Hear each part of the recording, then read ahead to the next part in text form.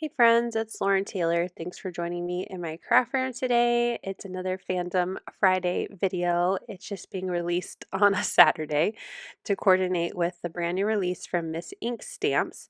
I'm going to be using the Dark Arts stamp set and a few other supplies from Miss Ink Stamps. I'm going to use this frame die.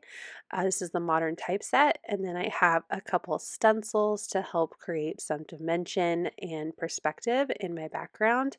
So I'm going to go ahead and begin with my coloring.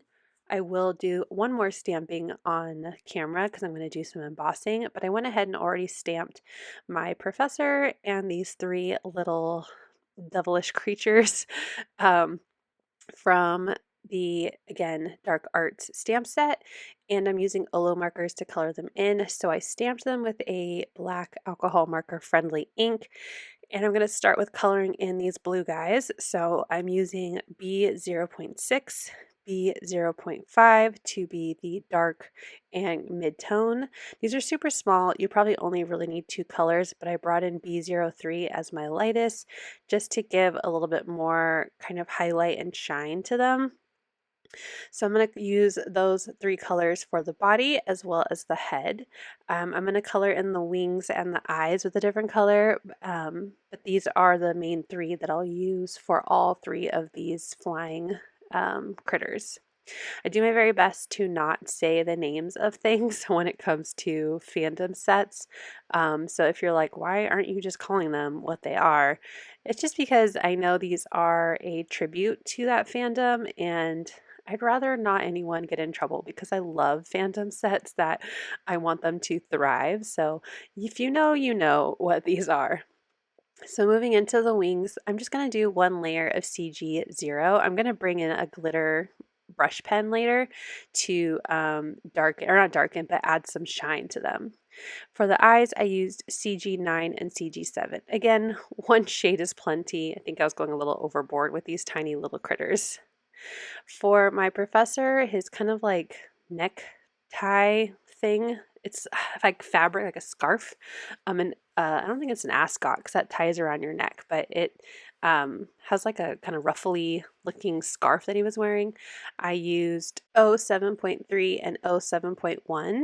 And then for his vest, I wanted to go a little orangier, so I'm using OR 4.4 and O 2.2.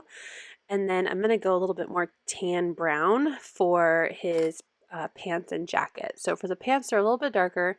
I'm using OR 7.6 and OR 7.4. And then for the coat, it's a little bit lighter, but the same color family. I'm going to use OR 7.2 and OR 7.1. I was looking at a picture of what this professor was wearing in the movie version of this fandom.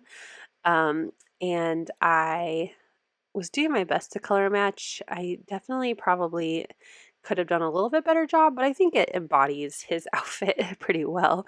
He was very monotone in these like kind of tan, orangey, golden colors, but I like how it turns out.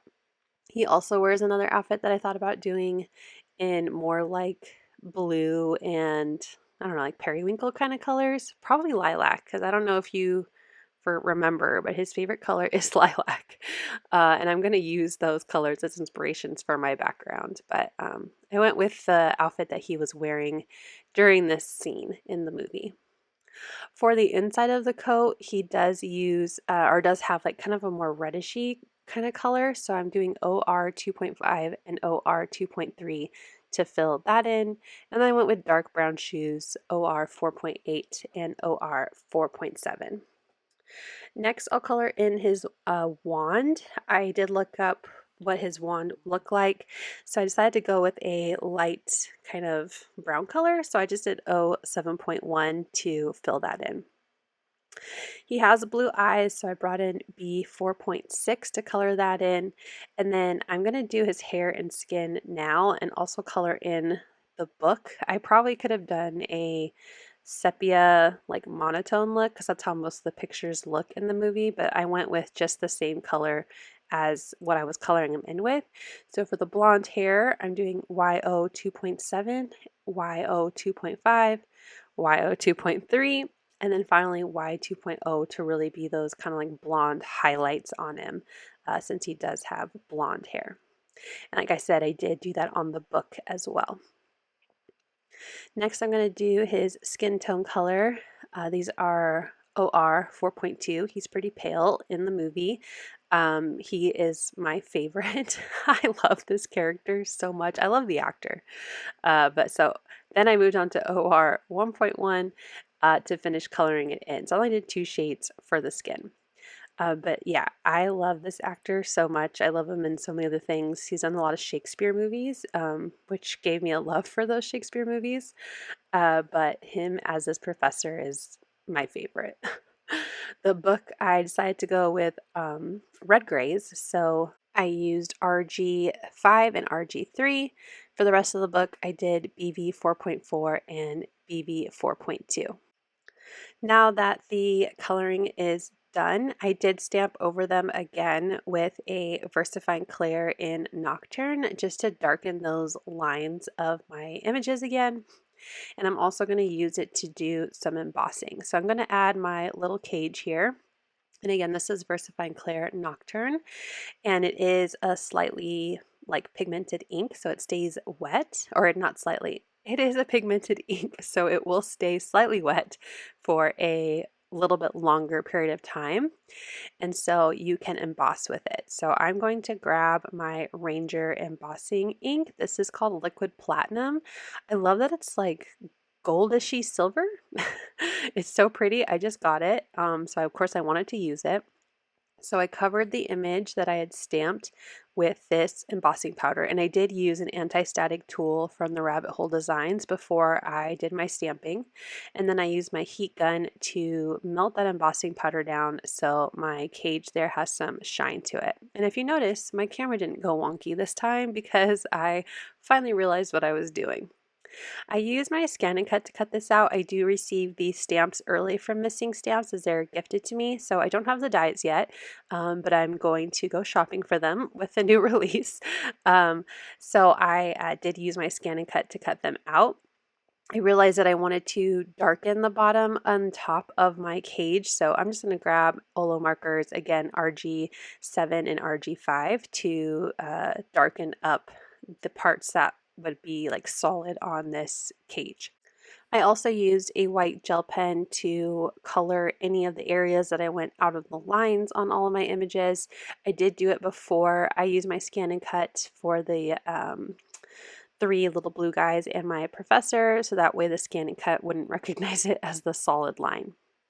I'm also going to use that clear shimmer brush pen that I talked about earlier to add some sparkle to the wings. So I'm going to do that for all 4 wings of these 3 little pesky characters. I guess my sentiment does say pesky pixies, so I think I can call them pixies because that's what the stamp says. We'll go with it. We're going to call them pixies now.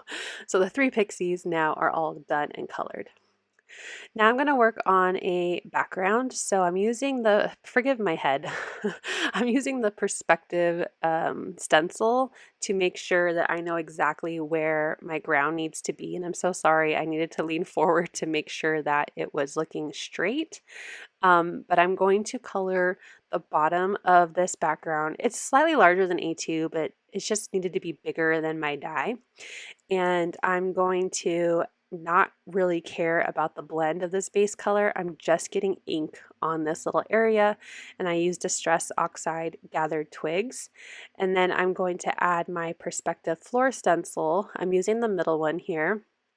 I think it's supposed to be more like nice, evenly shaped stones, but I wanted it to look like wood as best as I could, so I'm using browns for that. And then through the stencil, I'm going to use Walnut Stain, and this time I'll care a little bit more about the blend. So I'm going to add that Walnut Stain across the stencil, make sure it blends and looks nice, and that will be the floor of my scene. And I just love how this turned out. It looks so cool.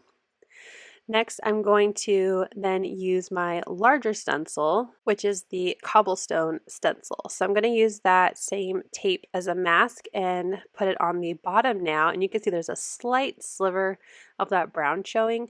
And I do that to make sure I won't get a white space between my 2 I guess, layers of my background.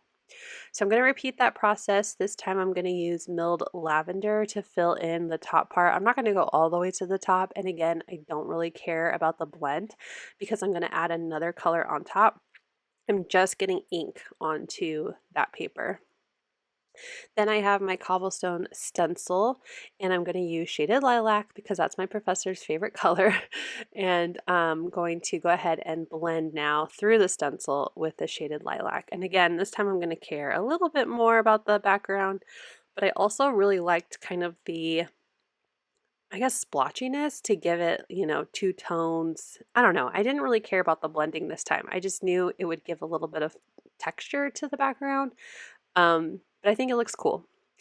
Next, I'm going to grab one of my watercolors that I use for splattering. These are opal colors, and I'm just using the more purpley-ish of the rainbow of colors. So I added water into the watercolor stencil and then used a paintbrush to splatter that down. And here you can see how it turned out. I used my waffle flower grit mat and stencil mats and ink mats like I like to do for stenciling, and I think my background turned out really pretty. I'm going to let that dry while I clean up my desk, and then I'm grabbing that frame die, and I just want the inside. So I'm going to use it to kind of figure out where I want to die cut my scene, and I'm also going to add in my images just so I have an idea of how much ground I want to show, and I think I have it in a pretty good spot, so I'll go ahead and run that through my die cutting machine. I'm going to use that same frame to also die cut some eggshell cardstock that's from Fawn, and then I'm going to grab some of this kind of brushed gold color paper. This is from Paper Source. I had a gift card to Barnes & Noble that I never used because I don't read. In case you haven't noticed, I do a lot of crafting, so I don't read as much as I like to. I do listen to audiobooks sometimes. But anyway, I was like, I'm going to use this for Paper Source since Barnes & Noble now owns Paper Source. So I got some really fun cardstock that I hadn't seen before from other companies. I know there's a lot of brushed gold out there now, but when I bought this paper, Paper Source had a really great selection of some unique papers. So that's why I have paper from Paper Source. So I trimmed this to be smaller than my frame, but it would still have that gold shining through those little squares on that die. I just wanted something to pop out and be a little different and show through those square cutouts. I could have cut a frame of this gold paper, but I've also had this gold paper forever, so it's okay that I didn't, be stingy with my paper. But if you are stingy with your paper like I normally am, you could definitely have cut this into a frame because I'm going to pop up the next layer. So you can see that frame now on top of that gold, and I love that the gold shines through those little squares. I wanted it to have a book look like the book that my professor is holding. So now it's time to add my sentiment. I was going to add my sentiment like on a separate piece of cardstock, but I thought, you know what, I'm just going to add it to my scene. I think it will look pretty on the purple. So I'm going to add in all of my characters again, just so I have an idea of where I want my sentiment to go. And then I made sure it was straight, but using the grid. And I'm going to use one of the new VersaFine Clair inks. This is very Peri. I'm so excited to use it. And I stamped Pesky Pixies as my sentiment just in that upper right hand corner, since I knew most of my images would not be in that corner, how I had my layout. So it was a perfect place for my sentiment. Now to add it to my card base, I'm going to use some foam adhesive and fill in that inner piece, that kind of like inner square, and then very carefully apply this rectangle to the inside of that frame. I think I did a really good job getting it centered. It looks nice. Then I'm going to use some thinner foam since I already have some dimension on my card from adding that foam adhesive behind my stenciled background. So I'm going to use liquid adhesive for my cage, and I'm going to just tuck it under so it doesn't show through the squares, but looks like it's being like hung from the ceiling. So I have that there, and I wanted it to be glued down with liquid adhesive because I'm going to pop up one of my pixies to cover part of the cage. So the foam I'm using is a 1 millimeter thick foam from scrapbook.com. Like I said, I already have 2 millimeters from adding this panel to the card, so I didn't want to add too much more dimension, but I wanted them to pop up off of the background. So I'm using that same foam behind my pixie, so I have my two that are kind of flying off to the sides, and then my last pixie kind of covering a bit of the cage. And I wanted my pixie to the left to be kind of coming out of the scene like he's escaping, so he does overlap a little off the edge. Finally, I added some white gel pen to just give some highlights to my stamped and colored in images. And here's a final look at how this card turned out. I really love it. This is, again, my favorite professor from the series, so it was really fun to finally have him in a stamp from Missing Stamps to create this really cute and fun scene. But make sure you check out the new release. I will have it linked down below. It is an affiliate link, no extra cost to you, but I hope you'll shop through my link to help support my channel and get shopping with all of the brand new items. Thank you so much for watching. I hope you'll click like, and if you're new here, I hope you'll subscribe and come back. As always, you can find everything I use down below in the description box. Thank you and have a wonderful day. Bye!